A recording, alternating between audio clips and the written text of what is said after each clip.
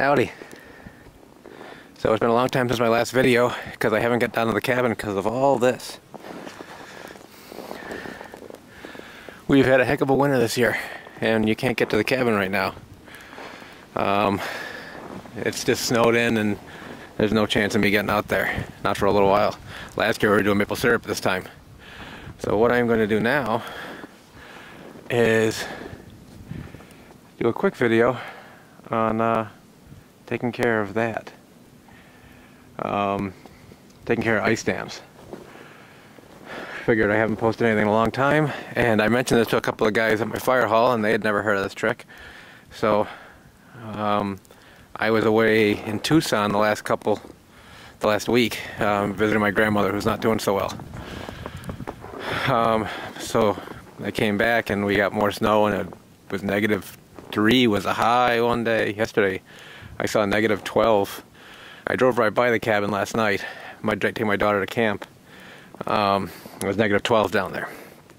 So I am going to go work in my garage and set the camera up so you can watch. And I'll show you how I take care of ice dams now that I'm back. So before anyone says anything, I know my garage is a mess. We ended up getting this ATV in the fall. And it wasn't a planned thing, so I never was able to get down to the cabin. It's a Suzuki Quadrunner 250. My cousin was getting rid of it, so we picked it up. It'll go down to the cabin in the fall. But I wasn't planning on putting it in here. Hopefully you can hear me. I have the camera in the back of my minivan. So the basic thing when I'm trying to get rid of the ice dams is, my house is designed poorly. It has no soffits. So therefore no amount of insulation and no amount of anything will stop that from happening. They will always freeze up once it gets to the gutter, and then it starts working its way back. So what I found many years ago is all you really need is two things, and it'll take care of it. Old pantyhose and calcium chloride. Fill the pantyhose up with calcium chloride, tie a knot in the end, and get them on the roof. My roof is, my windows on the second floor are actually perfect. If I lower the upper window down, I'm able to throw the pantyhose right up into the gutter, and it takes care of things. If you don't have that, you need to use a ladder. Be careful using a ladder. But because my house has no soffits, I'm able to reach right up onto the roof from that second story window. So I still have some of this old ice melt. I had to buy new ice melt because of I've gone through more this year than the past 4 years combined. This was the stuff I had before. Yeah, it's I use calcium chloride, not rock salt. You don't want to put rock salt on the roof. It will it'll screw things up. Usually what you look for is a safe for vegetation, lawns, plants, and that's good enough in my past experience for putting on the roof. So I still have a little bit of this left, and I'll make one of them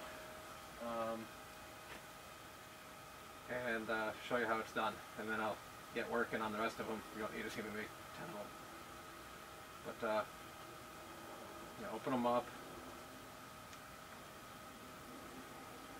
And you want to wear gloves of some sort. It's cold out anyway, so you're going to want to wear gloves, but this stuff isn't good for your hands. Old water bottles work pretty well.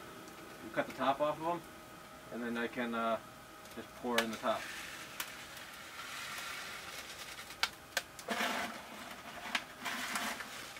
And they sell commercial pucks for doing this, and they're expensive as all heck. Like 6 of them was $35.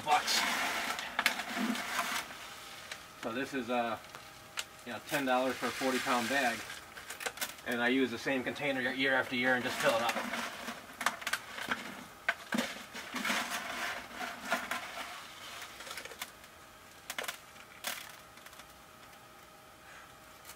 Cold out. Actually, it says warm compared to yesterday. It's 25 out right now.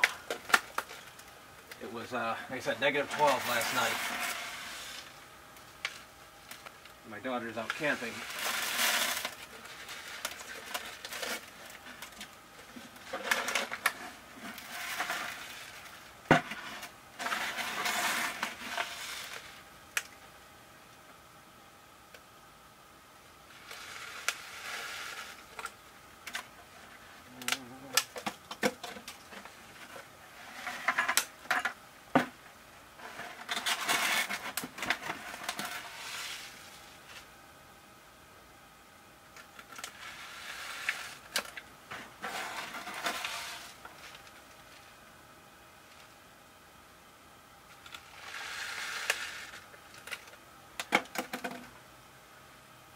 you want to get it nice and tight down at the bottom.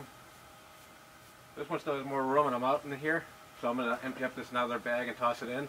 But you get the idea. Yeah, basically you're going to make a pantyhose salt puck. And then when you're done, you toss it on the roof. It melts into the gutters and everything starts to flow again. Today is supposed to be warmer than it has been, which is why I'm doing it today, and I have time today. So when you're done, just tie a knot in the top and you're good to go. In the spring, if these haven't washed down the gutter, you want to go up there and get them out, because otherwise leaves and vegetation will end up building in there.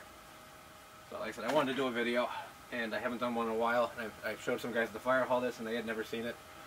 So I figured maybe other people hadn't seen it as well. We should be getting down to the cabin to do maple syrup sooner or later. I'm not sure when. Based on this weather, seems like spring is never coming. So last year we were already doing maple syrup at this time. This year, not so much. But yeah, when I get down there, that'll be my next series of videos. So until then, or until I find something else to do up here, thanks for watching.